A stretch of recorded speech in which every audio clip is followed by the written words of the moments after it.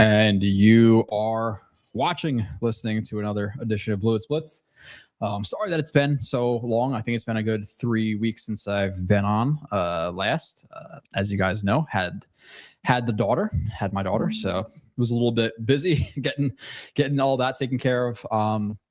I was also just busy getting a lot of film reviews done. I think I did 20 film reviews of the draft prospects, which I then recorded, and all of them are done. They're just waiting to be, edited and sent out. So have plenty of draft stuff coming from me. I'm not sure it's even dropped yet, to be honest, but I have 3 parts of Simpson. I have 2-part Nussmeier.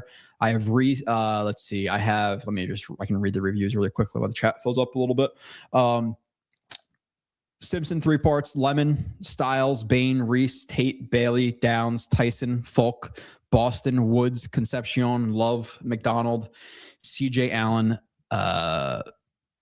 Ola Vega Ione. I don't know if I actually say his name or not. The guard from Penn State is also a part of the reviews. Akeem Mesidor, and then I have again Nussmeier 2 parts. So I've been, for lack of a better term, balls deep into the film. So any draft conversation, specifically, around most of the first round guys, I'm pretty well versed in. There is a few guys I still kind of want to watch. I'm going to see if I have the time to do it. But Omar Cooper Jr. is making some noise. The receiver. I've heard a little bit about Banks, the D tackle from Florida. McNeil Warren is the safety. I forget from what school he's a part of. And then there's 2 more who I can't think of off the top of my head, who I think I'm going to end up watching, but I haven't watched yet. But pretty well versed in the draft stuff. But yeah, super busy. Everything is going is going well. A lot of Jets moves. I want to bring Nani on today, honestly, to kind of run me through some of the stuff. He couldn't make it. So hope everything's well or whatever. We'll reconnect in a few weeks here, and I'll do a stream with Nania just to kind of figure out what exactly these guys' profiles say in terms of some of the hires that were made. I know the linebackers coach was with the Texans, and he's been rising up their organization quickly, so that's good. Carl Dunbar was hired as a D-line coach, which the defensive linemen in general last year disappointed, even though Briggs, is obviously pretty solid, but still overall JJ disappointed a little bit. Will McDonald disappointed a little bit. So changing the D-line coach was great, or not great, but a worthwhile move, bringing Dunbar, who's a part of the Jets from, was it like 12 to 14? So I think he's here for 2012, 13, and 14, I believe. Most of his earlier years in like the mid 2010s, with the Jets, I believe, and then he had Steelers and Ravens maybe as well. But he had a really good run defense squads, and then with the Steelers, the run defense dipped off a little bit, and then the pass rushers were good. We have like Highsmith and Watt and things like that. So I think he's a pretty good D-line coach. Linebacker coach, I've heard good things about. Cool. Duker, the DC, up and coming with not up and coming, but he was with Glenn a little bit in Detroit. Apparently managed, I think he's like a pass game coordinator last year for the Dolphins, and he did pretty well with a pretty bad unit. So, hey, I'll take it on the defensive side. I think Nani has put out some really good stuff on these guys in terms of like statistics and stuff. So again, I want to ask him some of the stuff about who these guys are. And then in terms of the offense quickly, and again, I'm not super well versed in the coaches. Again, just birth of a child and getting a lot of film work done. I haven't been super well versed in exactly their profiles and be able to speak to them on the level I honestly want to be able to speak to them on. But with Reich, hey, not the worst I think you could have done. I would have personally preferred to stay with Engstrand just because of the upside of Engstrand. And again, I've showed many plays on my channel, on Jake's channel, whoever else's channels I'm on, that he's drawing up some good designs, and he's not absent of flaws, right? Like there were some issues, run game and short yardage situations. I didn't think he was the most creative guy in the world, but overall, he was pretty creative at times, and I think his quarterbacks and his team kind of just really did not allow him to really show his full potential, and he had some potential. So I don't love getting rid of Engstrand for a guy in Reich who, he's with the Eagles, but Doug Peterson called plays. He had some success with the Colts, or at least minimal success with the Colts, or he had, I guess at least some. I think he's at Stanford the last 2 years, like as like an advisor. So you have a guy who's been out of football for 2 years, at least like in terms of coaching. The last stint with the Panthers didn't go overly well, but apparently there was some mess there, right? Where like he was the OC under whoever, I don't know, honestly, who it was at this point, which is kind of crazy, but under the coach or the GM or whoever it was wanted Bryce Young, but apparently Reich was a Stroud guy, which at this time, Young actually, well, they might not be even that far apart, but nonetheless, messy situation there. Gets let go from Carolina. I think he actually became the intern. Was it his second year because the head coach was fired, and then they didn't finish all that well. It was Bryce Young's rookie year, I believe. He was really bad. He got fired, but he's been out of the NFL quite a few years. It's been quite a few years since he's had really any success at the NFL level. So not the best hire in the world. I think it was kind of the best of what they could do. Like you had him, you had Greg Roman, who, good run game guy, but his pass game has always been lacking. And then you had Darrell Bevell, right? Who doesn't have the largest track record of success. So, I would have rather stayed with Engstrand just for the upside of what he is, but I understand Glenn being like, okay, well now I have like my coach of the offense where he could really just focus on the defense, call the defensive plays, but not have to really dip his toe into the offense's waters, because you have a guy like Reich, who's been a head coach. He's been an OC, he's not inexperienced. So if that's the reason, like, hey, I want to have a guy that I could lean on, or I can kind of just push off the offensive responsibility to him and not worry about it at all, and then focus just solely on the defense. I understand it with Reich, but I'd rather take the shot on the ceiling of an Engstrand. Now, I still want to dive into the offenses a little bit. Maybe I'll just let Sabo do the work for me and watch some of his stuff. Mm-hmm. I know that he said that he's adaptable in his scheme. So I like that. If he's adaptable in the scheme. I did see Nania put up some of the stats about how his offenses function. So the only things I can really tell you in terms of the offense is that I think it's typically short to intermediate routes is his bread and butter. Not a lot of deep routes. I think it's a good amount of play action. I'll correct myself if I'm wrong in a week or two. And then it's a lot of inside zone and duo, which I like. I'm not a big outside zone guy, specifically from guns. So from inside zone duo is my jam. I definitely like that a little bit more. And I think it opens up some flexibility with you in the draft too, because I don't think Vega would be the best outside zone guy. But inside zone duo, he could definitely function. So I think it gives you some flexibility there to draft a guy like Vega if you were to fall to 16. Obviously, we still have free agency to go, right? So if they sign Simpson and AVT, we may not even need to draft a Vega or anything like that. But I like inside zone and duo in general more than an outside zone type scheme. So I'm a fan of that. Past that, really, what's the other news that's been going on with the Jets? And I'll just get into random topics. There's not, I see 21 people in here, and like a person in the chat, but nonetheless, I know I've been spotty. I think I missed 3 weeks. I think I missed my last 3 streams. Tuesday, my daughter's now 3 weeks old. So it was 3 Tuesdays ago that canceled that stream. And then the last 2 have just been hectic and trying to get a lot of the reviews done, a lot of the groundwork and stuff. So, I apologize for the absence. So I know I'm a little bit spotty, so I can't expect it. Nonetheless, but let's see. We got basically Moose in here.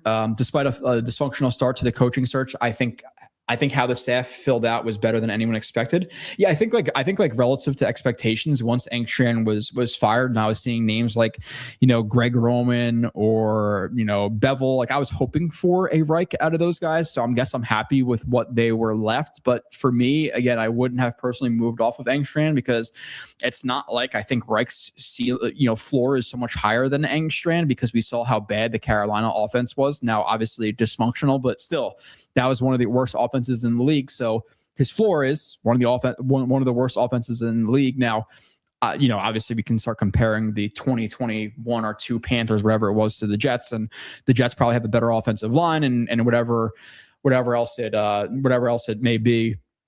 So yeah, maybe it's a little bit better than the worst, but I don't think like he's such a floor raiser where you really want to bring him in again just for the offensive stuff. Now, again, for the for Glenn to be able to push off the responsibility to him, that I understand that, but I don't love it. I don't love it. I love, the defensive staff from what I saw with a linebacker coach. People are praising him. Dunbar, obviously, secondary coach, corners coach, all that. I'm honestly, I couldn't tell you much. I've just, I've been a little bit like isolated from Jets news and people talking about it just because of how busy I've been. But the film stuff I could talk about, but and I think one of the problems with Reich too in the article I read from Nania, because, and again, I want to read more stuff from my own website, JetX, because I haven't been able to read a lot, was that he doesn't run a lot of motions and stuff, which is very prevalent in today's game, especially with like young quarterbacks and being able to ID defenses and stuff. So, is he a little bit archaic? Not a lot of motion, short and intermediate, not a lot of deep shots. Like I want to see a little bit more. I'll stick to the prospect stuff. I'm gonna steal some of Sabo stuff when he does a review about him. So that's where we're at with that. Basically, Moose, I don't think AG can do anything to save his job, but he could, realistically, he could win games, right? If he won 8, 9, 10 games, then that's saving his job is saved. I don't think he could do anything to save his job, but if there's was a % chance to have this thing work out, I think they're going to move the right direction, although I would have preferred Engstrand. So you're saying you think this gives him a better shot to work out than if he kept Engstrand? So is that like a floor raising comment? Like, is that what you mean26 Moose by that? I don't know. Like the Panthers offenses were not so great with him. Now, again, I think the Jets in 26 have more talent than the Panthers did in 2021, 2, wherever the year was exactly. But that was a mess there. So it's not like he's always going to lead you to at least an average offense. Mose Def says, have you watched Omar? So Omar Cooper, McNeil Warren, Banks, TJ Parker, and there's one more guy who's like at the top of my list for guys I want to watch. I have not watched him, like legitimately. And I do not mean to be offensive, but I don't know who TFJ is. TFG, the football guide. I don't know who that is. I'll be honest. Now maybe it's an initial for somebody I know, but I don't know who the hell it is. But I've seen people all over the map on him. I have seen some people saying he's receiver 3. I've seen some people who still have him as receiver 6 or 7. So I do want to see what all the hype is about. But I'll get into Cooper in a little bit. I have not watched him yet, but I've watched a ton of stuff. So, and just a quick promotion for some other channels, even though, it's my channel, but here we are. I just did a quick review on Bailey and Bane on the Jake Asman show. So if you want to go and watch the first hour of that, watch the whole thing, but watch the first hour of that. And I think I went on Dylan Terman's show. I think if you just type in Dylan Terman on YouTube, I'm sure it pops up. We had a really good discussion about the draft, the first round, and then specifically comparing the DN prospects to each other. So go and shoot him, or at least give him a view and a like on that one if you want to hear some more draft talk for me specifically. So I'll watch more. I'll watch Cooper though. I will. I just been stupidly busy. I'm sure parents, you know what it is. Newborn, 2-year-old. My days are stacked. Nikki's talking about Stacks. Nikki Stacks, what's up, dude? Hey Joe, hope the fam is doing great with the newborn. Been loving the draft film reviews. Yeah, man, I'm happy. I figured out the lagginess. I'll be honest, it was frustrating a little bit to do the reviews, see it be clean on my screen, and then go back and see the reviews and see how fucking choppy they were. And then like I'm doing all this work and then putting out film that nobody's going to watch because one, people don't love watching film in general. It's a niche community. And 2, if they click on it and it's laggy, they're going to click off. So I was getting really pissed off about it because I got a new computer. But I figured out that doing film reviews through Zoom sucks ass. So don't do that. And I learned, so now I do them through StreamYard and they've been silky. So you guys have a ton coming to you in terms of some of those reviews. Some of them make headway. Like I got a good chunk of views for the Reese review, I think. But we put out Lemon and Downs, and they didn't really pick up a lot of traction. I get it. It's February 17th, but people can always go back and watch those. But we put out the full Downs review, so you can go watch like a 45-minute Downs review, talking about all the plays I watched and all of that stuff. So, but thank you, Nikki. Yeah, it's been busy, just trying to stay on top of the website stuff and not becoming a complete fat ass, taking care of a 2-year-old who's who just as my next kid came, hit the terrible twos. I just hit it, so it's been fun. FR cause a lot of solid receivers this year. I feel like that's kind of what it is. Every year is like a lot of solid receivers, right? Because that's how college football is played nowadays. Like receivers are more emphasized, more open space, all of that stuff. So I think there's solid receivers really every year. Not to just give my opinion on this topic right off the jump.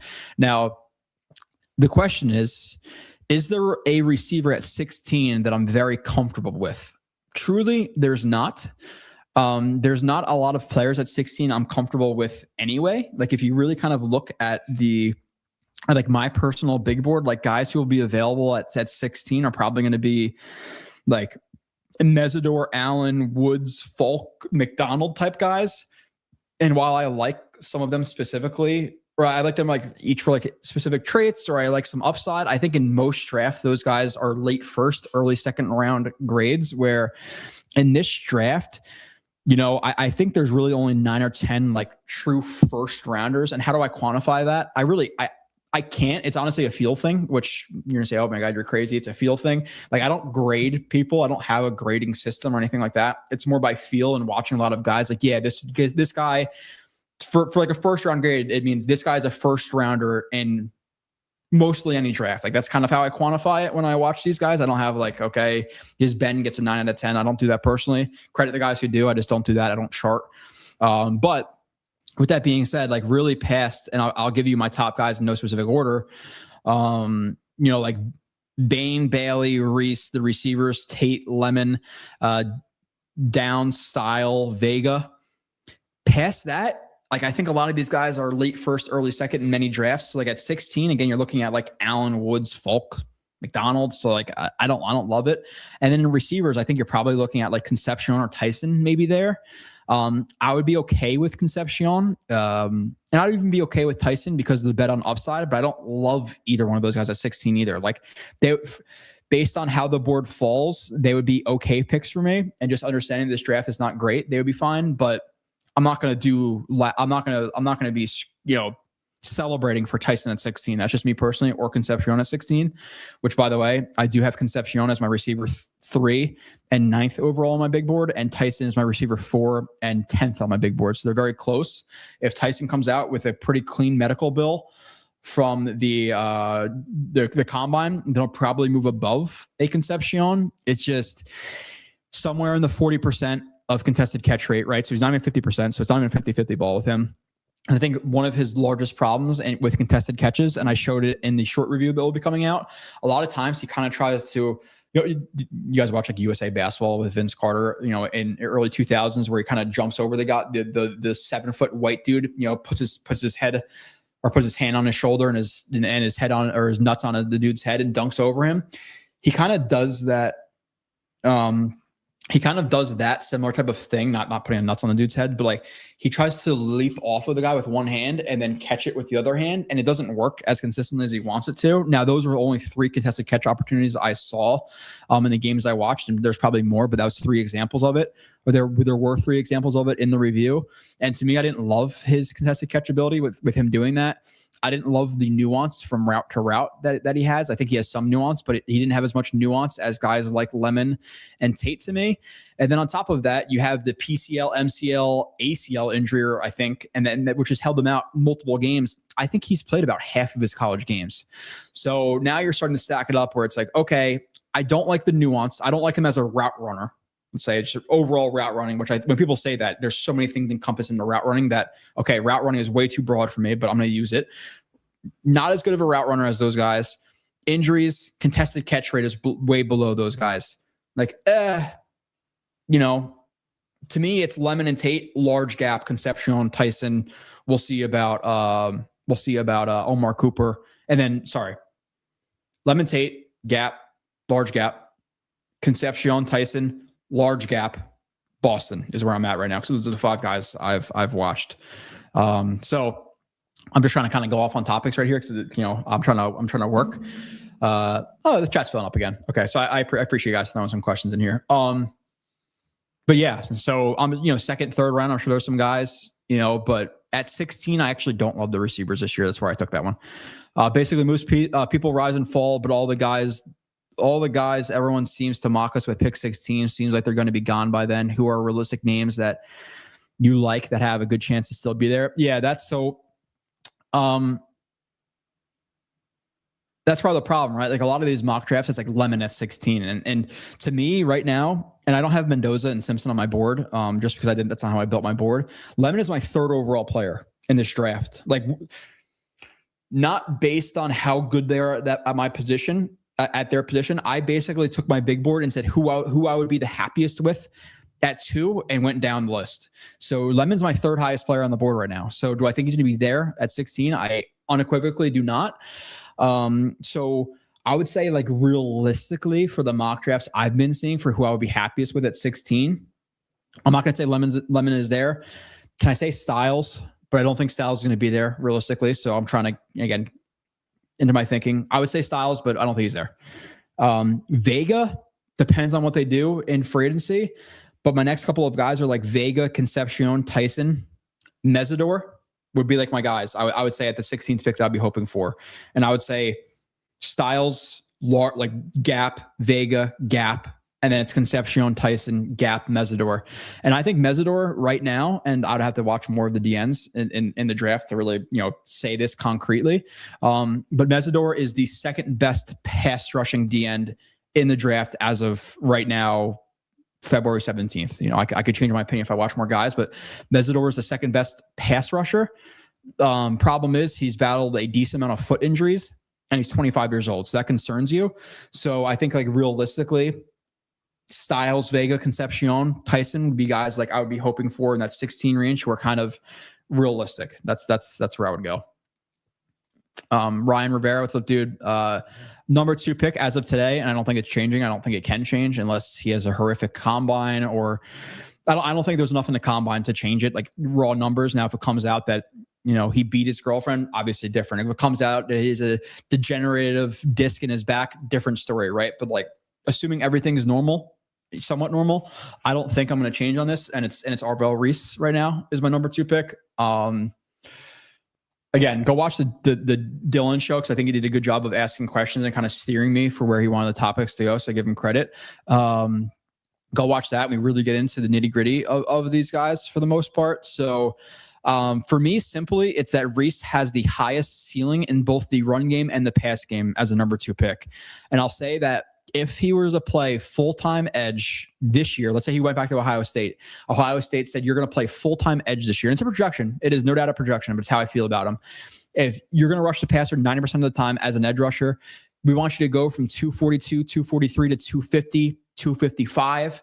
I think he would be that blue chip number 1 DN that nobody's going to pass on. Like, I think he gets into that or could get into that Will Anderson, into the way that people were talking about, Thibodeau or Abdul Carter. Like, I think if he were to go back to school for another year and play as a full-time DN, he would be in that conversation. That's how I feel about him as a player.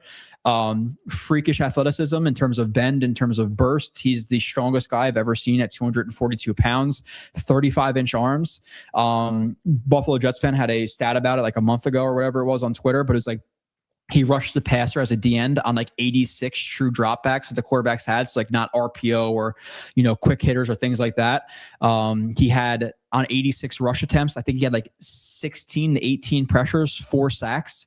So he had like over a 20% pressure rate when he's rushing the passer on true dropbacks. So when he rushes the passer, he's good.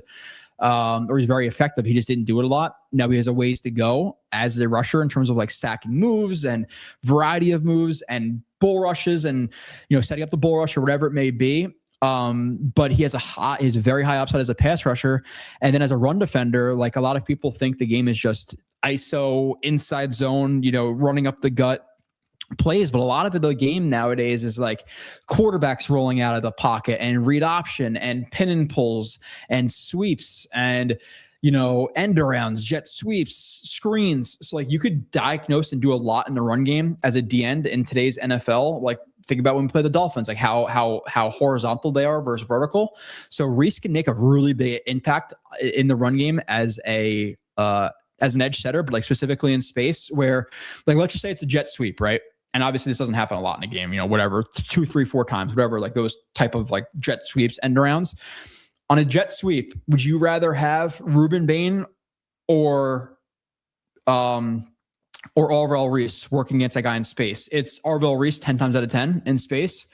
So I think he'd be a very effective edge defender in the run game. And then as a pass rusher, is immense upside and I'm worried about lack of rushes. I'm worried about lack of moves, no doubt. But now transitioning into what I'm worried about with the other guys, Bain doesn't have the necessarily like speed or explosion to beat guys consistently on the edge with speed. And then you also need some speed for speed to power. So I worry a little bit about, okay, short arms, doesn't have the best. Now he's explosive for his size, but I wouldn't say he's overall has really good explosion. He's just explosive for his size. So can he win with speed? Like, is he able to really set guys up to win inside, like on bull rushes and stuff? So that's a concern. The short arms you have to recognize are going to be historically short, which is a concern for like setting the edge and holding up in the run game, because, guys at, whatever D2, whatever shitty school aren't going to be able to use their length as a run defender, as well as, whoever you want to say, Olu Fashanu or, Membu for the Jets, or just NFL tackles. So I'm a little bit worried about that. And then with Bailey, my concern is he has a wide variety of moves. I don't think he's always super technically sound with said moves. And then a lot of his reps, and I broke it down with both him and Bain, a lot of their reps where they're winning and getting sacks are against tackles who are absolute buns. And I don't want to be that guy like, oh yeah, well, they're only winning because they're playing shitty players. But like in the review, I kind of was that guy a little bit like, yeah, this is a good rep, but would this work against an NFL tackle, NFL guard? And for a decent amount of those reps, I was saying no. And with Bailey, like a lot of his wins are because of just like pure athleticism, where you're not going to be able to do that at the NFL level. Like, yeah, you'll be able to beat some shitty tackles, but like if you face any good or any average to good tackles, I'm worried about him just not being able to win with like his speed, because you look at the consistency of the technique, it's not there.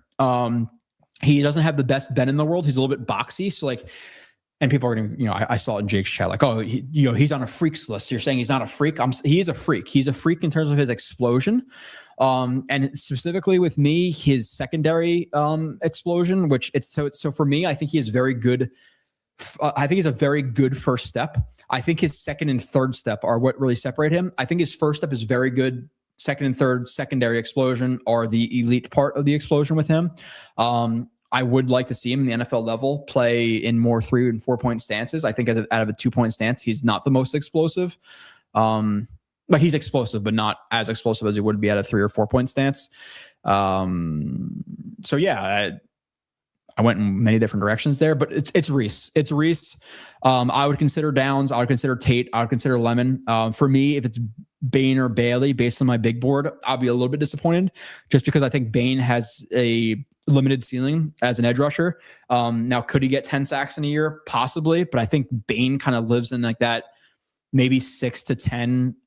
And this is I don't want to say the ceiling, but this is like I would say realistic expectation of his ceiling. I'm not saying he can't be better than this, but I'm kind of expecting like a 6 to 8 sack guy and a really good run defender. Maybe 6 to 10 sacks, maybe 1 year with 12, something like that, and a good run defender, which great, but number 2 overall pick worthy, I don't know. And then Bailey, I'm a little bit worried, like, okay, more of a specialist. I think he could be okay in the run game. I don't think he'll ever be great, but I'm a little bit worried about the lack of bend. I'm a little bit worried about the really slender base with him in the run game. In the run game, he makes some plays, but it's more like patty cake and effort than it is like truly just holding your ground. So I'm concerned about him as well. So for me right now, and I've literally changed this almost every single day. And I'm not kidding, every single day. Cause I'll be like taking a shit and be like, oh, you know what? I do think Down should be above Lemon. So I change it all the time. But right now, my top, I'll give you my top 7, I guess. Who cares? Reese is 1, Tate is 2, Lemon is 3, Downs is 4, Bain, Bailey are 5 and 6, and then Styles is 7. So I think really anything below Reese, Tate, Lemon, Downs, and like I've been pretty tempted to move Downs above Lemon, but anything past that would be a little bit disappointing for me. I'll be a little bit disappointed with Bain or Bailey at 2. While understanding it, I would not love it. That's just me. Long-winded answer, but I'm working with some limited chats. I'm trying to really give you guys my thoughts and expand upon some of these. Hey Joe, hope all is well. Go Jets, love you all. Like, support, subscribe to the channel. Check out, read, tune into the Jets. Yeah, a lot of articles coming about the coaches and stuff. So if you want some insight into these guys and like statistically what they do and the schemes they bring and all that, check out the articles. And then I'm just gonna keep peppering you guys with reviews. So plenty of draft stuff coming. I have like 20 Jet reviews cooked up as well, which I did the film on. I still have to record the actual show of these guys. But you're gonna hopefully check those out as well. I'll probably start releasing them in like June, July, when there's not a lot going on realistically. But I'll go through a long list here.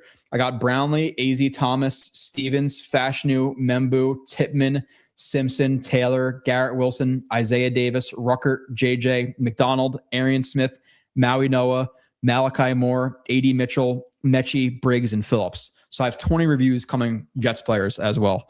That's not on top, and that's not even including the draft stuff, who they actually draft, and then who they actually sign in free agency. So you have so many reviews coming. That's 40 just draft and Jets players, and then you have who they actually sign and who they actually draft. So you're probably talking about a good 50, 60 reviews this offseason. So I think this is probably the hardest I've ever had to grind in terms of like family life, raising a kid, not getting a divorce, working a full-time job, and doing all this. I think this is the hardest I've ever worked, I'll be honest. Hey, Joe, I had a bad feeling Kyler Murray will be a Jet from David. Yeah, I'm with you, David. I appreciate you saying in the chat for me to react to. So it's like twofold, right? Where like Kyler Murray is going to be the best Jets quarterback since what?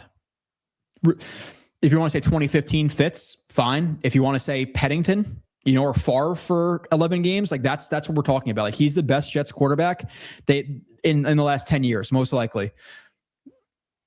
The problem with that is, one, if you trade for him, you're getting a shit ton of contract money. So how do you work that out with the Cardinals, or does he just get cut? Two, Frank Reich has tended to work with bigger quarterbacks, but it's not like, oh well, Kyler Murray is a C+ quarterback, but who's homeboy from the Broncos who went Brock Osweiler? Oh, but Brock Osweiler is tall. Like I'm going to take him over Kyler Murray. I don't think it works like that. Like while you have your preferences. So is he the best fit with Reich? I'm not 100% sure. I have to do more research into Reich and Murray, honestly, to know that and give a full kind of opinion on that. But the problem is the contract. Thirdly, I said Reich is too. Thirdly, if you do bring in a rookie, is that the proper guy to develop your rookie? It is not. And then 4, with him, I don't kind of feel, this is how I feel.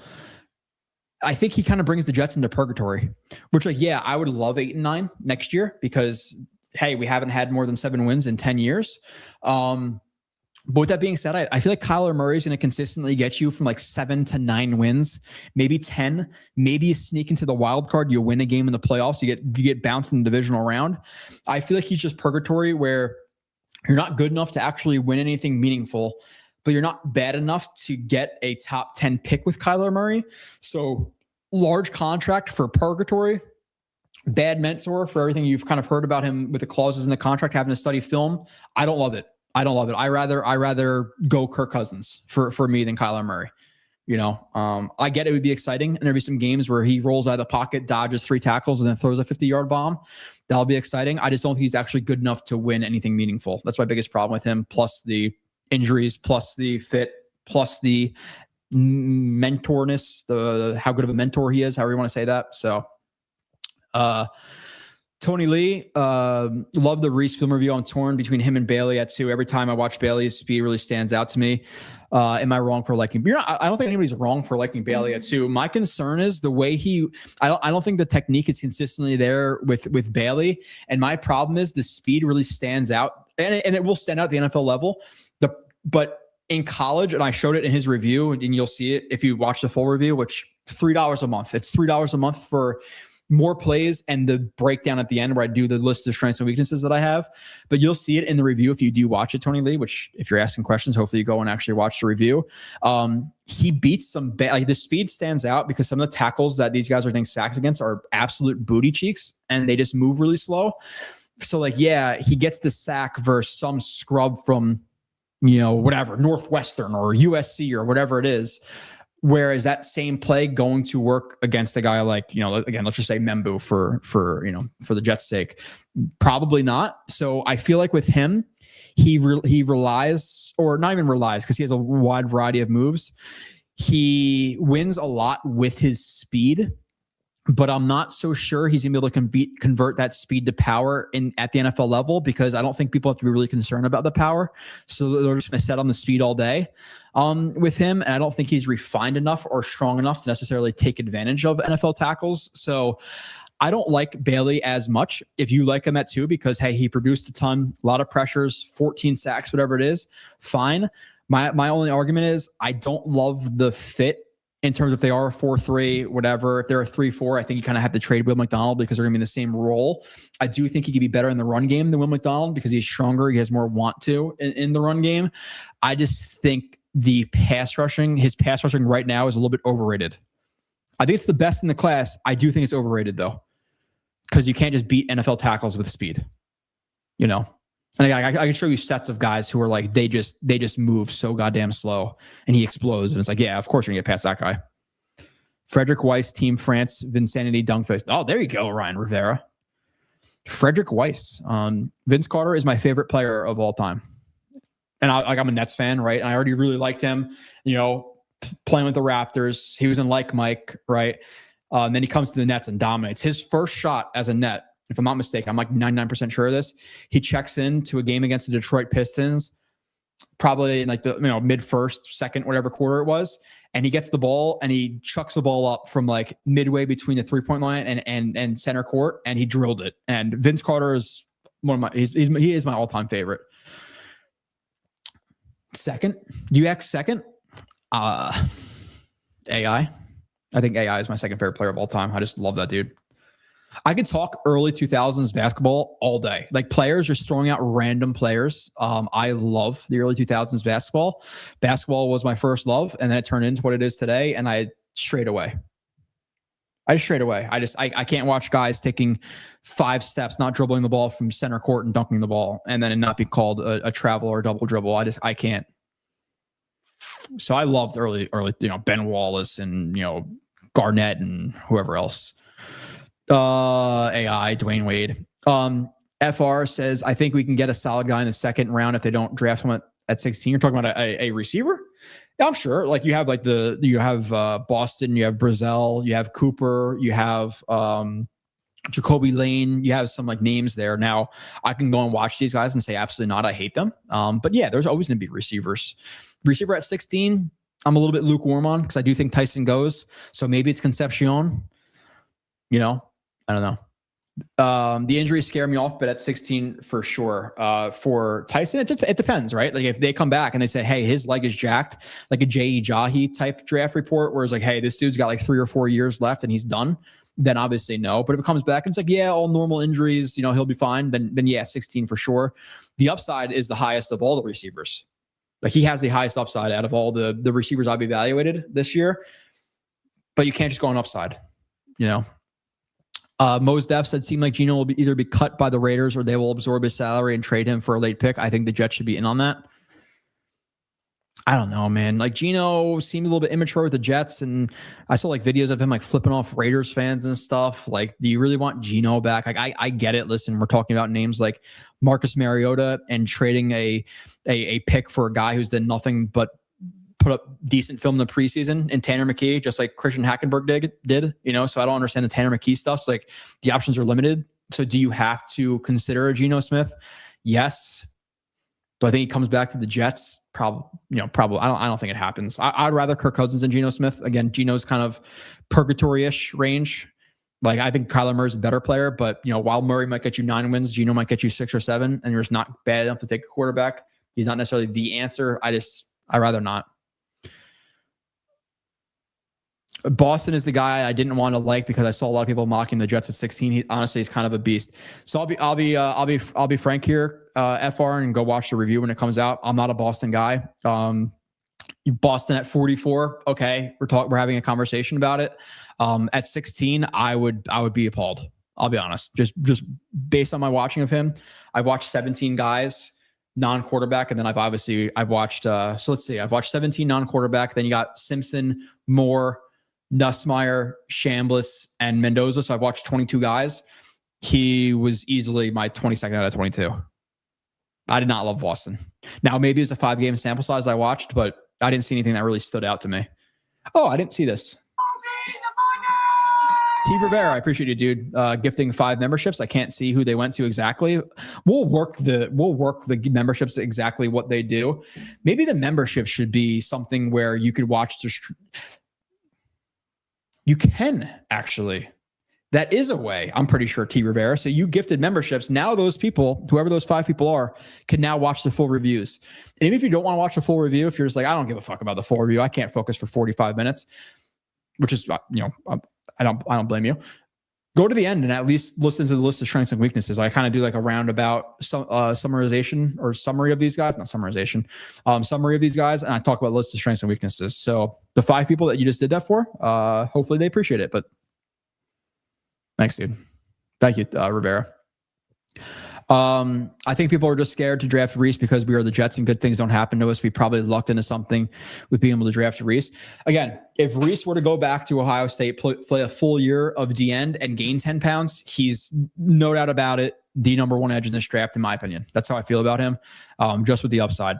There's no limitations in the run game. There are no limitations as a pass rusher. None. Now, can he find it? We'll have to wait and see. Comparing him to Vernon Golston's lazy. They're definitely different players just because, don't scout the helmet. Vernon Golston was drafted, 17 years ago or whatever it was. He's not Reese and Reese is not Golston. He's also not Isaiah Simmons. Let's stop with that one because he's more of a safety linebacker, type guy where Reese would demolish a Simmons. Like he's a different guy. He's so much more strong than Simmons, and he's not as. I get the linebacker talk, I guess, but I don't really get it at the same time. When you watch his film as a linebacker, like if you're watching him in a linebacker lens, like, okay, I understand like fitting the run, blitzing as a linebacker, awesome.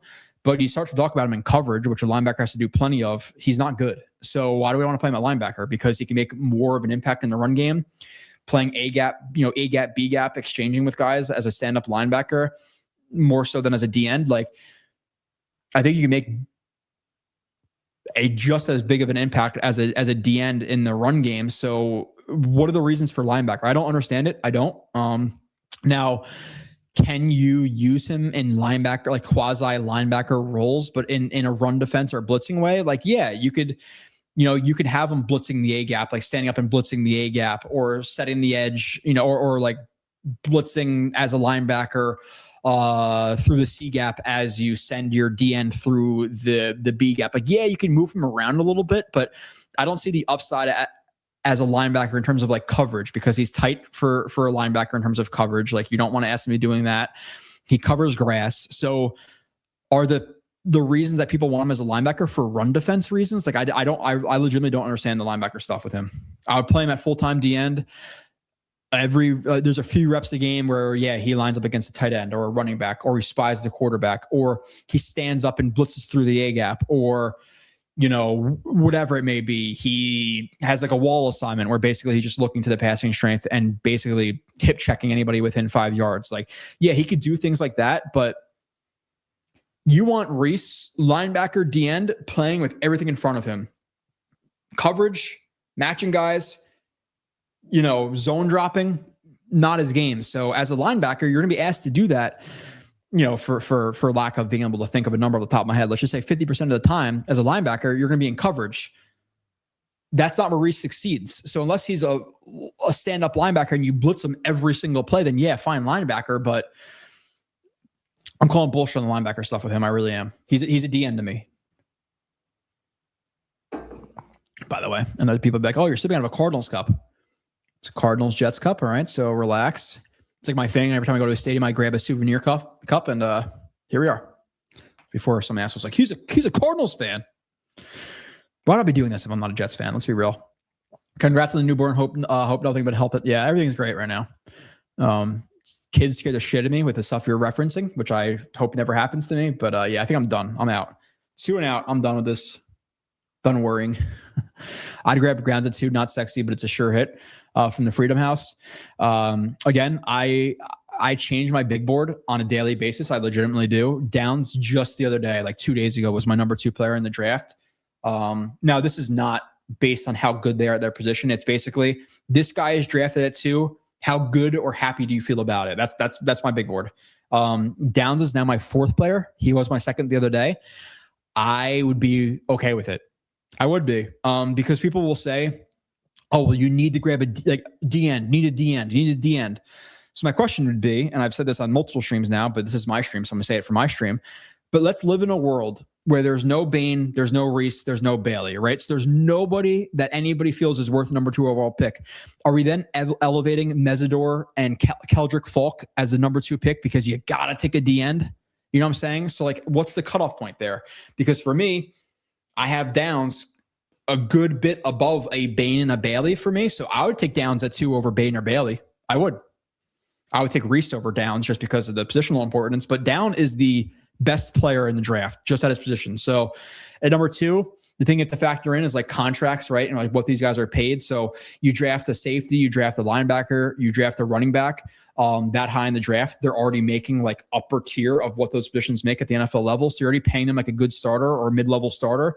Whereas you draft a receiver or D end, they're a lot lower on that scale. So the bang for your buck is better.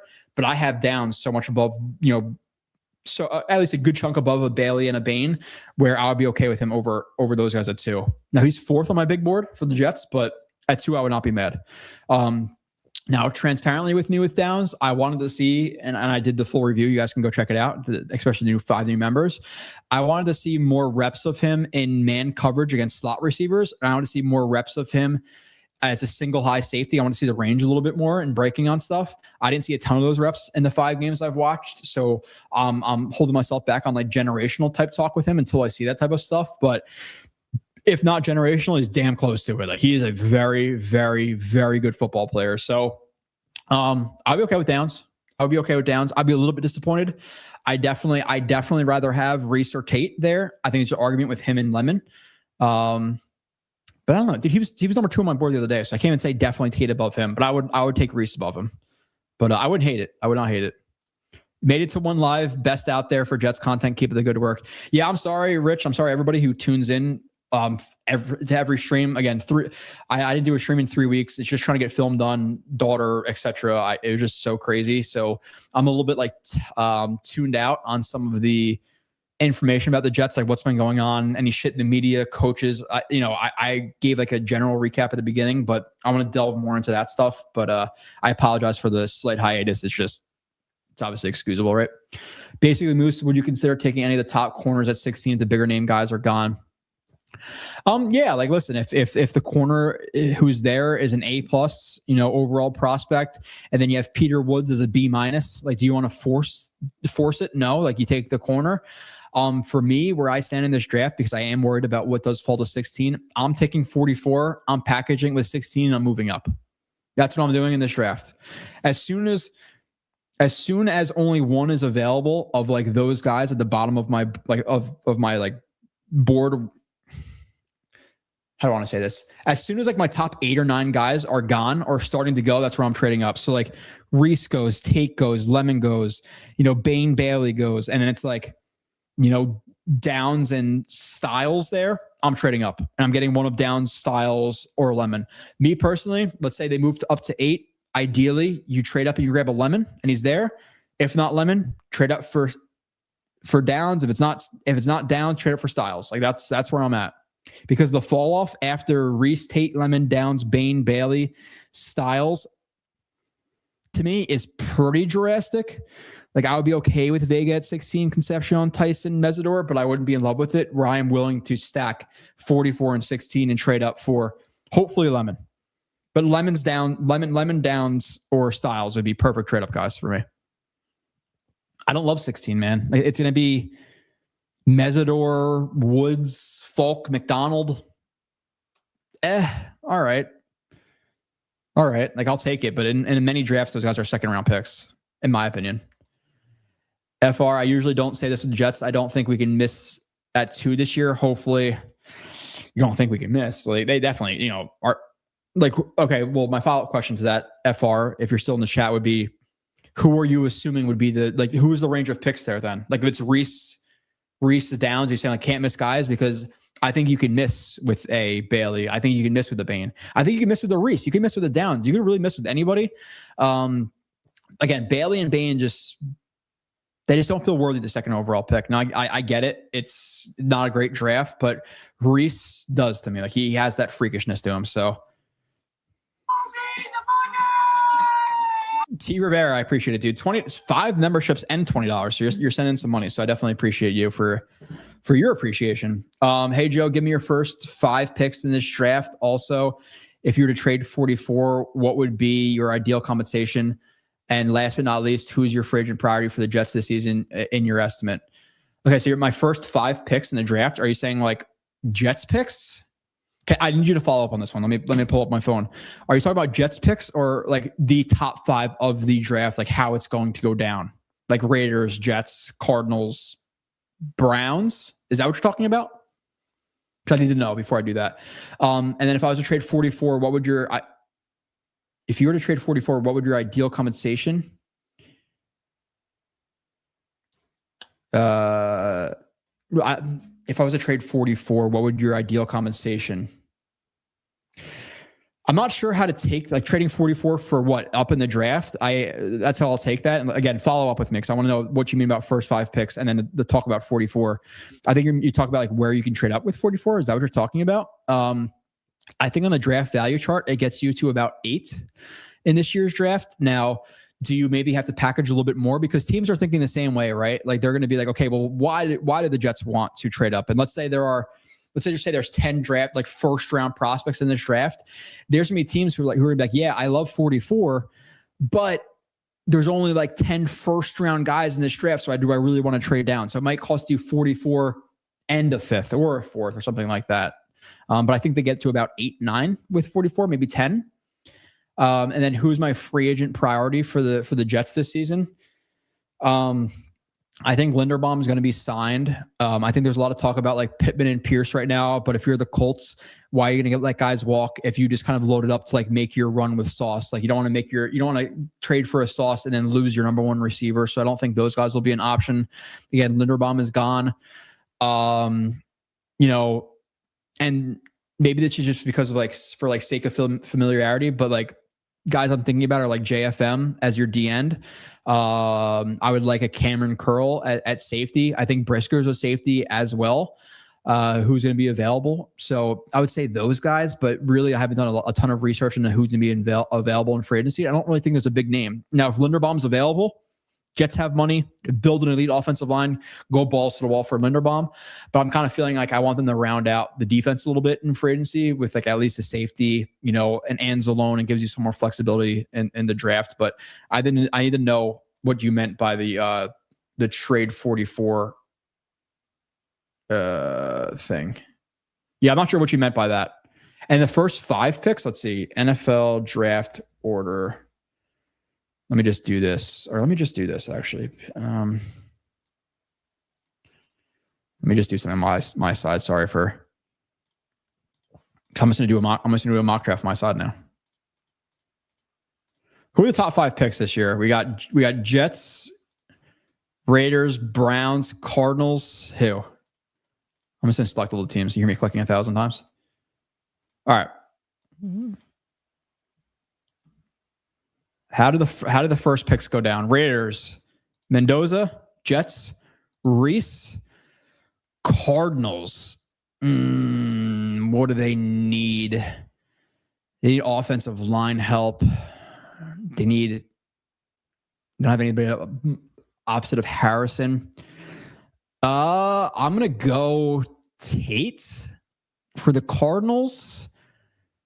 Titans. I don't know if they play a 3-4 or 4-3. Bane's the highest rated, so I'll go Bane with them. And then the Giants need I know they need a receiver relatively badly. Maybe they go Lemon. That's my top 5, I guess, right now. I honestly don't know. I appreciate the super chat though. Let me go back in the chat. 16 will be an interesting pick. let's not sell the future for a mid quarterback. We are not Super Bowl bound this year. Worry about quarterback next year. Let's just grab a filler quarterback next year. We're talking about for this year. Yeah, it kind of sucks though, because like there's not really a second round option for the Jets. Like there is no second round quarterback who I feel comfortable drafting. Ty Simpson will not be there. He will not. I just did a review of the last third of his season. So I looked at the undraftable Ty Simpson. It's such a bullshit narrative. One, I already clipped the plays, so I knew it was bullshit. But then actually going through the plays, a lot of the problems, I wasn't watching him, and I don't think he was making baffling decisions. Like, yeah, there was one or two, like there is with every quarterback. But a lot of the problems at the end of the year were accuracy issues, and like the dude hurt his back and had a bad elbow, and he was missing throws. It's like, okay, that doesn't seem crazy, right? So Simpson's bad at the end of the year was largely overrated, and I have a review that will show you why I think that. Disagree if you want. I'm fine. But Nussmeier, I would not touch with a 10-foot pole in the second round. I would absolutely hate it. I was very disappointed with what I watched from him.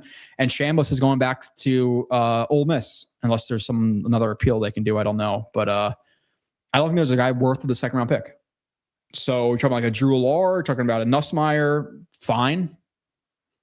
Fine. The problem is with this Freedom House is the staff is going to want a quarterback because the staff does not want to get fired. So they're going to get him. It's going to be Murray. That's my bad feeling. It's going to be Murray, and I'm not going to be happy about it. I'll be excited about it watching the film because he's an exciting player, but injuries, leadership, mentor, no. Rich says, Joe, I'm assuming you'll be rooting hard for us to win week 1 of the year. This is the first time in my life I will not be. Need a quarterback and coach have a shot. We have neither. Wins will only hurt us, sadly. Just my take. Maybe they finally broke me. Yeah, like realistically, I'll be rooting for a win, but in the back of my head, I know that they're going to be losing, unfortunately. Like I don't have faith in this coaching staff. So at the end of the day, yeah, you're probably right where the wins just hurt us at the end of the day. But what happens if Glenn somehow takes his head out of his ass, is a historical outlier, and they win 7-8 games, and you actually have faith in him going forward, and then the new quarterback next year has a staff around him that's been around for 2-3 years. Like they're all in the same system. So I'm going to root for them to win at first for the most likely false hope that they can actually be a good staff. But I'll be out early. 2, 3, 4 games, they look horrible. I'm there. We're in the tank mode. I'm sorry. I don't have a lot of faith in the staff, just like you do, Rich. So, or just as you do, not have faith in the staff. So yeah, I'm broken. I am. I'm pretty apathetic. I'll care next year, but most of my care is going to be around evaluating the young guys. I appreciate the super chat, Tony Lee. I think thank you for all that, everybody. But let's see. Thanks for the insight on Bailey. Work's been crazy. Haven't got to watch the full film review. With 3 1s next year, going to be a busy year for you. Yeah, it does first round picks, second, 7th round picks. I do them all. So like whether it be 3 first round draft picks, what do they have the rest of the draft? Like this draft's gonna be like 10 guys that they're going to draft, so it's gonna be a lot of work after. But yeah, go watch the full Bailey review is already out, Tony. So, and like, let's see. So you'll get a lot of my feelings on Bailey, and the entire video. I did these reviews, like I kept them relatively short. It's 40 minutes of me talking about Bailey, the wins, how I think he projects, strengths and weaknesses, all that stuff. But again, if you're kind of like, I don't want to say this, it sounds kind of whatever, but like if you're like itching for more like draft talk, I'll promote Dylan's channel and go check out the video I did with Dylan, and we really get into Bailey, Bain, Reese in a nice way. So go watch that. But yeah, it's just Bailey run game, I think average at best, lack of kind of weight in his ass, right? Like skinny chicken legs. I don't think he's gonna hold up well in the run game. And then he's just not going to consistently just be able to win with speed in the NFL level. It's just not going to happen. So those are my concerns. But thank you, Tony, for sure. Okay, let's key. Eagle Fang, hey Joe, what are the chances the Dolphins draft Ty Simpson? Do you think the Jets would have to move up? Yeah, I gun to my head right now, I think he's gone in the first 16. I think the Rams, the Dolphins, are options for him. The Rams, like, could it be any better of a situation where you draft him at, where are they, like 11, 12, 13? He sits for a year behind Matt Stafford, and he's your quarterback. And that's in that system with a good coach, with a good processing quarterback. He's a good processing quarterback. I think that's probably where he goes. So I would think you probably have to move up for him. And again, like at 16, I don't love the staff who would have to develop him.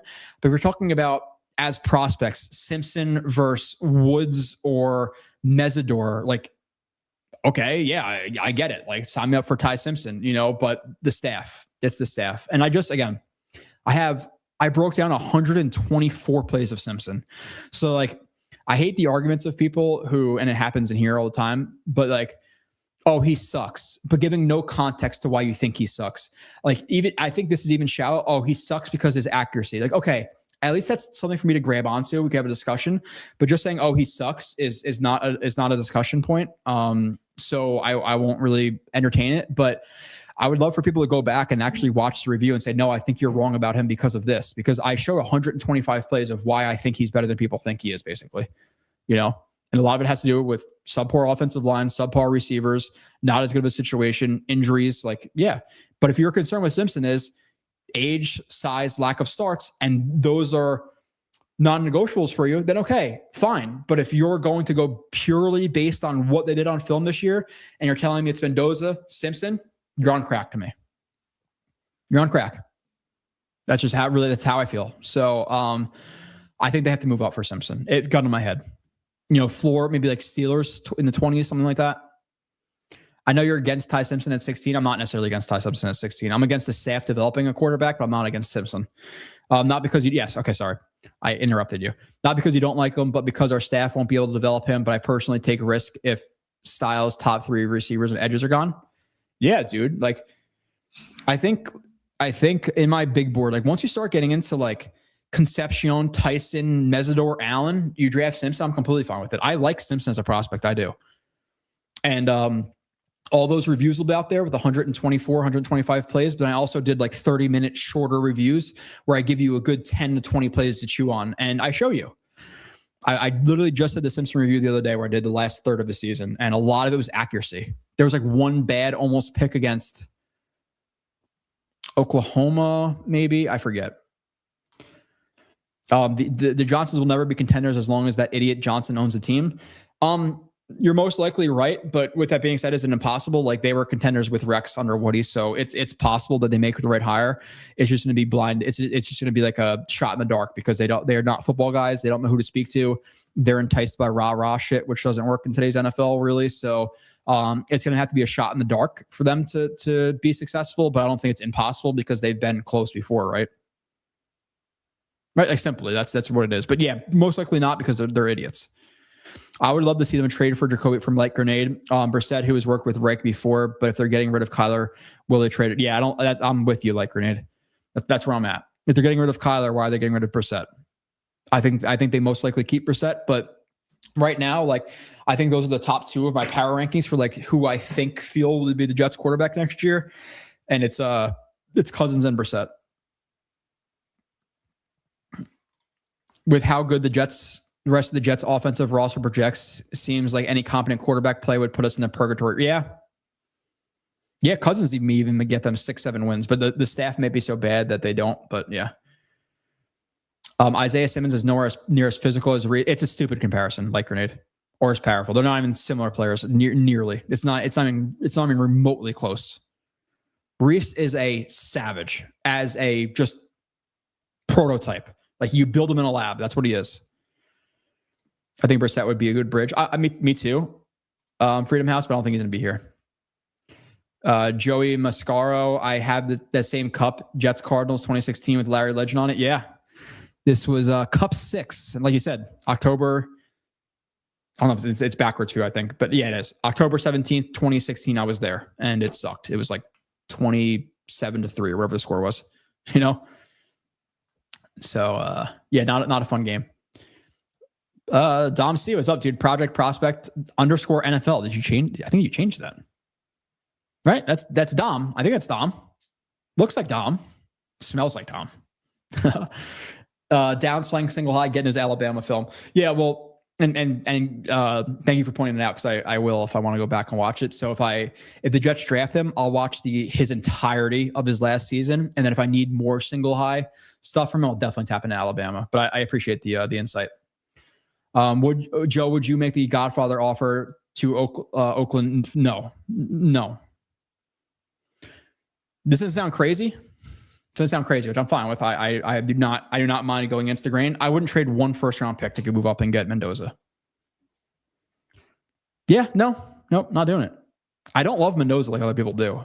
If you took away the amount of reps he had, where like it's 2nd and 3, good situation, he's up because of his defense is playing well, good situations, getting to his first or second read. Like if you take away all that stuff, which is a lot of quarterbacks, but I don't see it as much as other people do. I don't. Can be late to react versus pressure. I think he could skip open receivers at times. I don't love him. So no, I am not trading anything for Mendoza. Like nothing. I don't know if I would trade a 2nd round pick to get Mendoza. Sounds crazy? Fine. I didn't do a review on him because who would watch a Mendoza review? But if I have to. Jets picks. Oh God. T Rivera. Okay. So sorry. So getting back to this, Jets picks. So you're talking about going to 103 here, which I cannot do. And even I'll be honest with you, T Rivera, and sorry to disappoint you, but I haven't watched 44 prospects, so I can't really tell you even like up to that range. What I could tell you in terms of like who I think it will be like in the realm. Let's go Reese 2. Let's go. Who's going to be there at 16? I think they try. I hope they trade up at 16.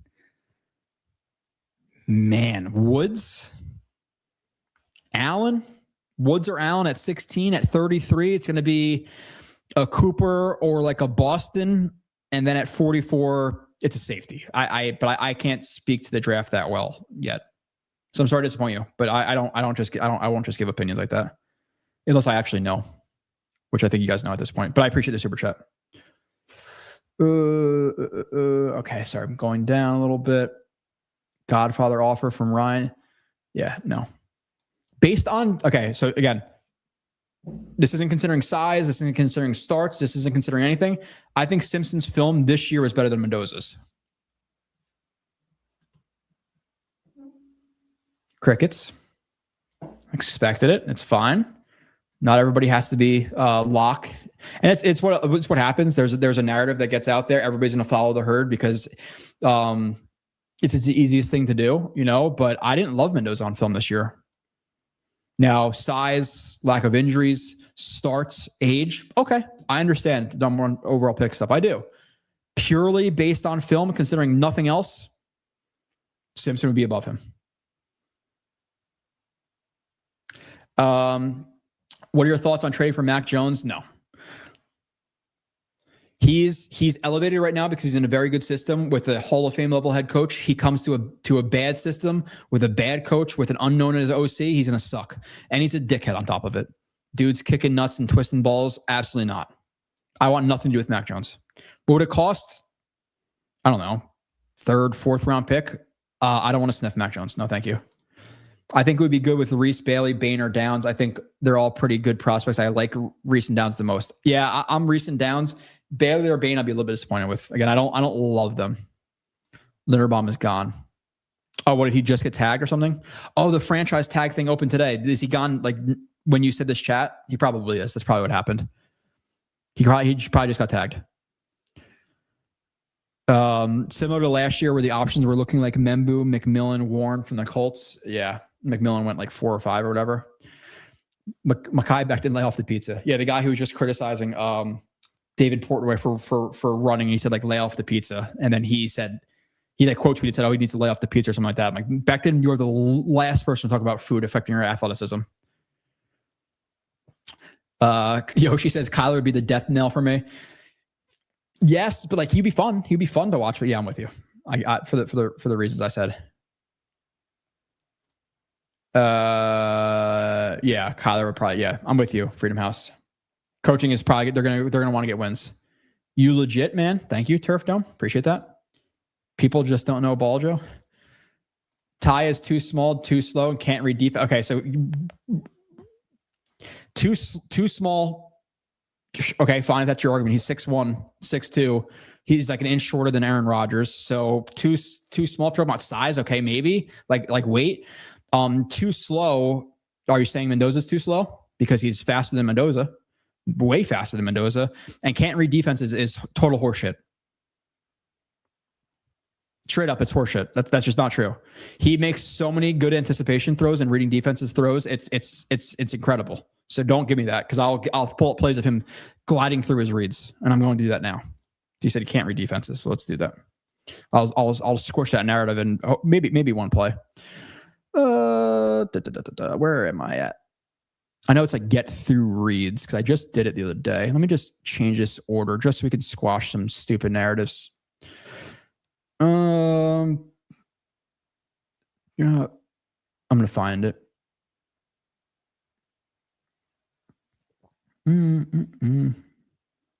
Yeah, you guys. Let me sit on another question real quick, and then I'm gonna talk about. I'm gonna get into that.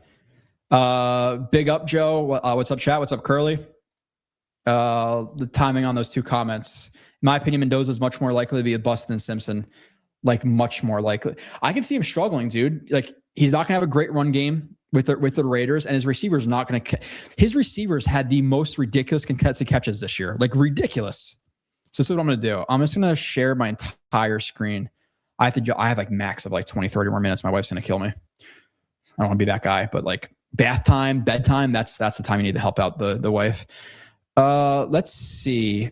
Just so I could say like processing, like how smoothly he gets through some reads. I can't read a defense. Come on. I know it's like quick through reads or something like that. I just gotta find it because I have a lot of check down, TD throw where the receiver stops running would have been like a 40-yard post route. The receiver stopped running. Anticipation throw, corner, hit Texas, reads the defense well on that play. TD hole, one flood. Yep, good one on there. Damn it. Where is this, dude? It's going to really bother me that I'm not able to find this on the spot because I know I just did it the other day. Shit. All right. Well, do I look like a douche now? Should I keep finding this? What is this? Hold on. Deep ball perfect, not. No, not that one. Yeah, I'm gonna surf through these one more time just so I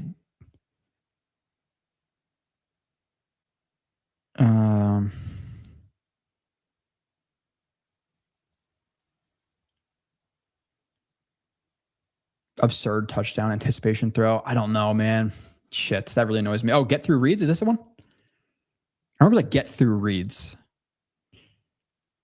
Yeah, come on, man. So he reads 4 guys here, and like by the end of his drop, like he does this very quickly. So play action, reads the flat, sees the flats covered up, flips the hips to the corner route, comes off the corner route, immediately snaps the head to the over route right here, gets off of the over route, and then gets to the backside dig. He got through 4 reads right there. Bang, bang, bang, bang. Look how smooth his eyes are. Look at his feet. Look at the feet that are matching the eyes too, which we call transitional footwork. So your feet want to be in line with where you're looking, because if you're looking somewhere and your feet aren't aligned with you, then you're going to have to take that extra second to align your feet to throw the ball. Watch the feet as they match up with the eyes. 1, 2, 3, 4, bang. He can't read. Come on, man. There's no way. And I have some, and let's show this one for, just for while we're talking about this, because I'm going to now want to get on the Simpson thing. Where's the receiver stop running? Somebody shout it out, even though I can't see you or hear you. TD throw, but receiver stops running. All I want you to do on this play is watch 17 right here. I'm not asking you to do nothing else. I'll talk about it in a second. Watch 17, and I specifically want you to notice his speed coming out of his break on the post. So as soon as he breaks to the inside, watch his speed and tell me what happens, okay? We'll talk about it a little bit after. It's a crease concept. Okay. So, and I'll play it again. I'll really emphasize it. So what the narrative here is, I'm sure on broadcast, right? So this is for the people who are not going to go back and actually watch the play, are going to say, oh, It was a touchdown throw. Simpson overthrew the ball. What a terrible play. He's a shitty quarterback. He's not draftable, right? But what really happens is he pumps the screen, reads the reads the wheel to 5 to Bernard, comes off of that, right? Because there's a safety over the top. He gains depth. Okay, so we're not going there. Then gets the eyes to the backside where he reads the crease concept. So he's going to go over to post, over. You have the safety over top. You have a linebacker gaining depth. You're not going to see that. So he gets to the backside post. The problem here is, and what he sees is safety driving down, backside post, inside leverage on an outside leverage defender. I could fit that ball in there. The problem is 17 stops running. 17 starts jogging. And you can't call that bullshit because he stops running. Now the ball is overthrown by a foot and everybody says, oh, Simpson sucks. And this happens quite frequently with this film where guys are dropping balls, or there's not a ton of examples of guys just straight up just not running their route fully, but the dude stops and then the ball is overthrown. Oh, Simpson sucks. So I'm not saying that's all of his film, but like that's the shit I'm evaluating when I'm watching this. So you can't say like he can't read a defense or, oh, he sucks, because those plays are all over the place. There's a play like he goes through like 3 or 4 reads, gets out of the pocket, throws it to his tight end in his chest. He just drops the ball. Where you have Mendoza, whose guys are making, backflip 360 catches out of bounds on contested shit. So don't give me that. He can't read a defense, because it's just unequivocally not true. And if anybody says that, who you're putting faith in terms of like evaluation, I'm sorry, be done with them. Be done. Because there's certain things that you can argue. There are certain things that are just unequivocally not true, and that's one of them. Kristen Nelson. Hey, I just joined, so I haven't heard what your thoughts are. My favorite picks so far have been Carnell at 2 and Mesidor at 16. My ideal pick is, yeah. So those are my number 1 and 2 players in the draft, Kristen. Nelson, I guess I think it's Kristen. Just a weird, not a normal way of spelling it. That's my number 1, 2 player on my board. So if you can tell me that you get Reese and Tate, sign me up. Nothing else needed. No conversation needed. Carnell, Tate, and Reese would be excellent. Carnell at 2 and Mesidor at 16. Okay. I'm okay with it, but I wouldn't love passing on Reese. Based on the logic, you wouldn't draft Simpson because of the staff. If we hypothetically had the first pick, would you not draft Mendoza? That's a really hard question to answer. I think Mendoza probably is over Simpson because of the age and the star. I don't even know. Probably not, dude. Really. I don't know if I am. That's hard though on the spot. Simpson will be in the CFL by, okay. Thank you. Not based on what I just showed you. It should be, I disagree, but what do you disagree with what I just showed you? Like that's all over the place. So a lot of it's broadcast and, he didn't make a play. He got sacked. He sucks. But when you actually see it from high, you're like, okay, this is what happened.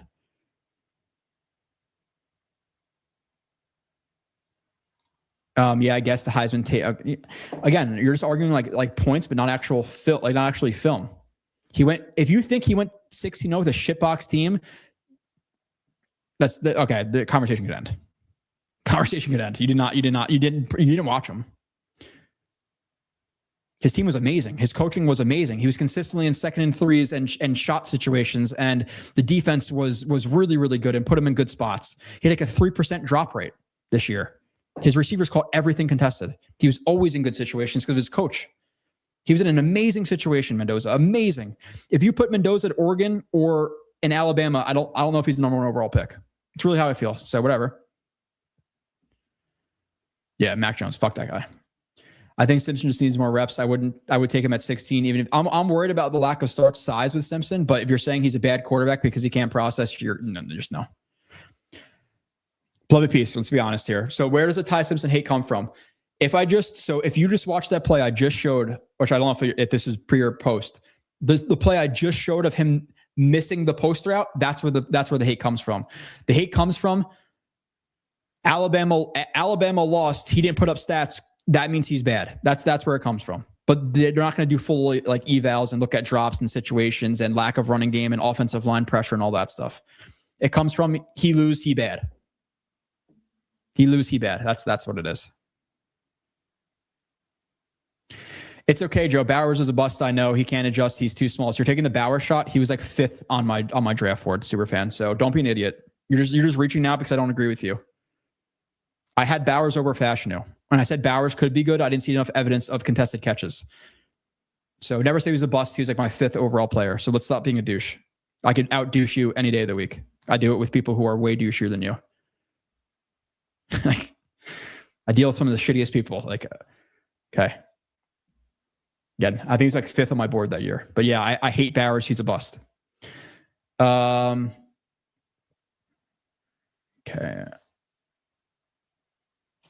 Yeah. Fuck Mac Jones. Nussmeier's better than, okay. I just did this on Jake's show. Ready? So, okay. Can you guys see my screen? This is the guy who just said to somebody that he knows more football than they forgot. This is what he likes. Okay. So Nussmeier right here, right? Let's watch the play and we'll talk about it. You guys can see my screen, right? Let me just make sure. Yeah. Okay. Just did this on Jake's show. Let's watch the Nussmeier film. Okay. So Nussmeier, who's terrified of pressure, is inaccurate and makes baffling decisions consistently, is better than Simpson. So the guy who is he's worried about the blitz off the left side, right? So now, he's doing 2 things. He's getting out of the pocket, which should be clean for him because he's terrified of pressure, right? And when you're backpedaling like this, what the offensive line and running back and tight ends are all taught to block for a spot, right? So they're expecting him let's say that's the 20-yard line. He starts backpedaling. That fucks up all of their sets because they're blocking for a specific point. Now, the dude who was worried about the pressure from the left side backpedals, then rolls, reverse pivots directly into the pressure he was just afraid of, instead of rolling out to the right where there's a bunch of green grass and there's 3 of his 4 receivers who are eligible are working in that way. So you want to work away from the pressure, right? You don't want to roll into the pressure that you're just afraid of, that you started backpedaling from. You don't want to roll away from your receivers, and you roll away into the pressure where you only have 1 receiver working, and he throws the ball out of bounds. That guy?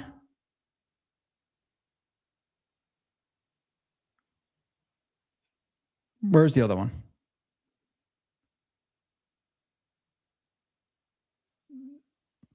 Where's the horrific interception I had?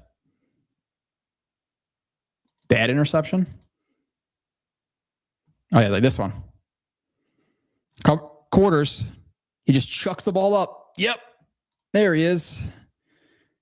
All right. Let's see. Bad interception. Oh, yeah, look. Just this guy sitting in the curl to flat. Yep. Whoa. Hold on. Where's the baffling one? I think I enabled it. I think it was near horrific. Near terrible interception. Okay, let's watch this one. From Nussmeier. Nussmeier's better than Simpson. Come on, dude. Look at this shit. This guy, if the corner read that properly, he's under that ball for a pick 6 all day. Which actually, that's not downs. This guy? Come on, bro. Look at that. He is horrified of pressure. Come on, dude. Some of Tate's tape. The only problem with Tate versus Brandon Marshall is Brandon Marshall had much more size. He's more nuanced than Brandon Marshall, and he's more smooth. Brandon Marshall was a dominant force. What's with the Ty Simpson and Nuss fuss? Ty Simpson, there should be fuss. Nuss was horrific. 2024 Nussmeier, he got the 1-1 hype, and I don't understand why.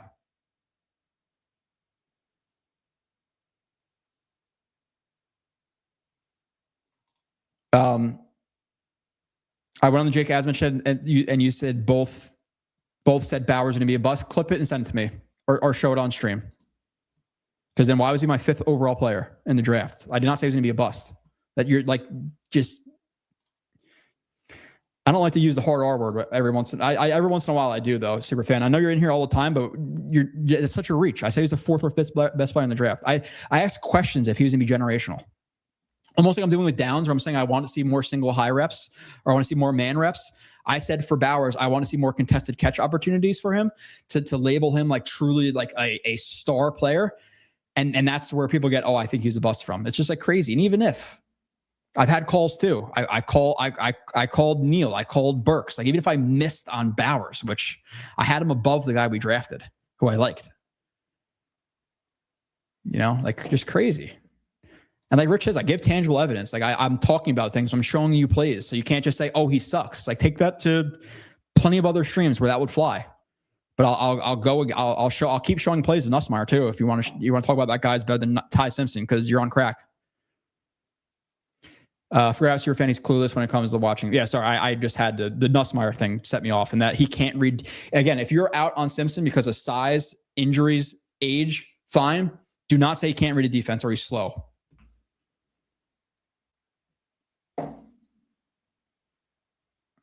Clips where he says he's going to be the fourth best player. Okay, so I said he's the fourth best player in the draft, so I think he's going to be a bust.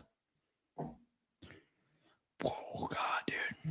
Indiana destroyed Alabama as a whole. Simpson wasn't great, but he wasn't terrible. He had some NFL-level plays even in that game. Again, yeah, I recapped the last third of the season in the last review, so watch it. You know, and I go through every single play, and I give you the worst of the worst and the best of the best. You determine. Hey, NY Jet Superfan, that was from 2024, my guy. All of those clips were from 2024. Every one I just showed you was from 2024. Gotcha. What about Green from Arkansas as the quarterback? I know he has like tangible thing, not tangible. I know he has like size, arm strength, whatever. Not there mentally apparently, but I haven't reviewed him yet, so I can't really say. But upside, sure, he seems like Drew Olari in terms of he has upside, but not all there mentally. But yeah. Okay, I think I'm out. Sorry for going off on you, NY Jet super fan, but I can't. I put up with my kids all day. I can't put up with more stupid shit. But like, what are we doing here? You're saying that wasn't 2024. I watched. It was all of my reviews from 2024. Hold on. Actually, you know what? Fuck it. I got some. I got a couple of minutes. I have a few minutes. Let's watch some more bad Nussmeier from 2024, just like he requested. This one I go over in the actual review, but hey, most quarterbacks here, when you have a DB who's working to the outside and you see the receiver's eyes, they're going to do what Breece Hall did, and they're going to put it a foot above his helmet, or they're going to put it back shoulder because, hey, you know that this guy is working this way. You have his eyes. 9 or 10 out of 10 good quarterbacks put this ball here, let him attack it. What does Nussmeier do? Throws the ball out of bounds. Mish smash. Simple smash concept. He's open. Completely throws it. That's an NFL open window. Okay? Hits it late because his eyes bounce. I'll show you another version in the actual review. Boom. Near interception on sale. Okay? Doesn't see him drop it or pivoting out of there. Dude is lucky his receiver made a play on that ball. Okay, because that's a pick. Thank God the receiver played DB. Not step into throw. Is this the one he misses because he's terrified of pressure? Yep, look, doesn't step into throws. Misses a throw over the middle. Near trouble interception, you got that. This throw on run footwork. Out of bounds, throws a ball out of bounds. Red zone interception. Here we go. Pick. Take sack on third down. Rolls right into pressure. Bang. Uneasy, not hit the honey hole. All right. Honey hole, hit it. Hit it. Nope. He doesn't want to hit it. Okay. You know why? Because he's terrified of pressure.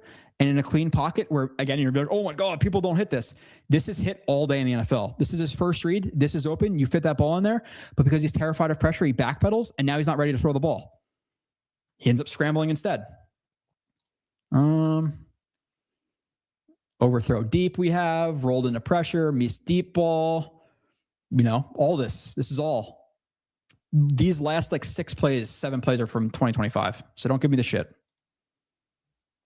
All right. What else we got?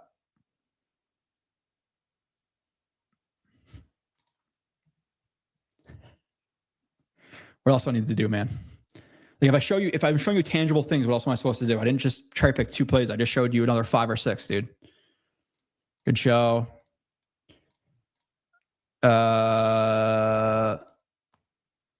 Can we get Reese and Styles or downs? Yeah, sure. Sign me up. Trade up. Bring a pick on Nussmeier. Yeah, you're letting a pick on fire, in my opinion, like the 5th round. Makes Zach look good. Yeah. Okay. Thank you guys. Sorry, NY Jet Superfan. Not really. Hopefully you're back. But if not, it's one guy. It is what it is. But every once in a while, you got to dunk a little bit. So I'm out. I'll see you guys in probably 2 weeks with Nania. Stay tuned to the channel. $3 a month for, all the reviews, all that stuff. Again, I'm not just saying this guy is good, this guy is bad. I'm giving you 124 plays of Simpson and say, hey, maybe he's a little bit better than you think he is, or 50 plays of whoever. So go and check those out. I appreciate you guys. I'll see you later.